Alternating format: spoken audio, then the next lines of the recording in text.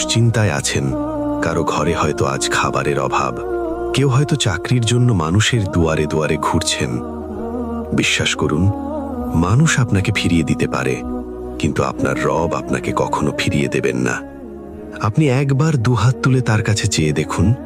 তিনি তো সেই সত্তা যিনি শূন্য হাত পূর্ণ করতে ভালোবাসেন।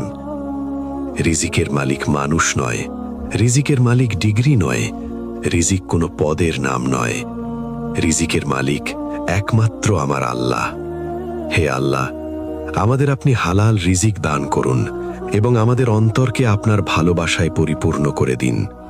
আমিন। আসসালামু আলাইকুম বন্ধুরা, অসংখ্য ধন্যবাদ পুরো গল্পটি মনোযোগ সহকারে দেখার জন্য। কমেন্টে অবশ্যই বলে যাবেন গল্পটা আপনাদের কাছে কেমন লেগেছে, আর এটাও বলে যাবেন কমেন্টে আপনারা বাংলাদেশের কোন জেলা থেকে আমাদের ভিডিওটা দেখলেন। দেখা হচ্ছে পরবর্তী ভিডিওতে, সে পর্যন্ত ভালো থাকবেন।